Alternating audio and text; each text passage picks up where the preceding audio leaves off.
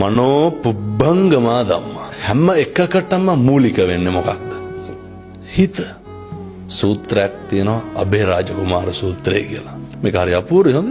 බුදුහාමුදුරුවෝ දානේ වළඳලා ඉවර වෙලා අබේරාජ දැන් ඔය වගේ ඉඳගෙන ඉන්න පොඩි එකා උකුලේ. ඔය නිගණ්ඨනාත පුත්ත කියලා ශාස්ත්‍රූවරයෙක් හිටියනේ.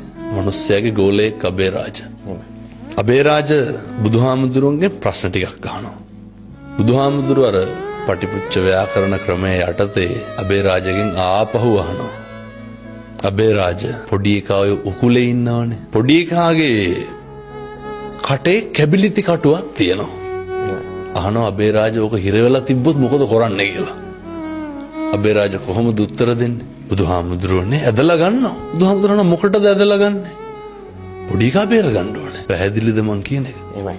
බුදුහාමුදුරුවෝ අදිනකොට ලේනවනේ. කෑ ගහනවනේ. රිදෙනවනේ. ඔව් ඒත් බුදුහාමුදුරුවනේ පොඩි එකා බේර ගන්න ඕනේ.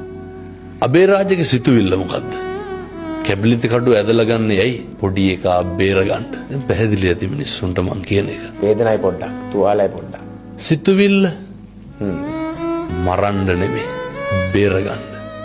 නැස උගන්වනවනේ චේතනාවමයි කර්මය වෙන්නේ කියලා. මිනිස්සුන්ගේ සිතුවිල්ලේ තියෙන කළු සුදු මට්ටමේ අඩු වැඩිය අනුව තමයි කරන ක්‍රියාවේ ප්‍රතිඵල යහපත්ද අයහපත්ද කියන එක තීරණය වෙන්නේ.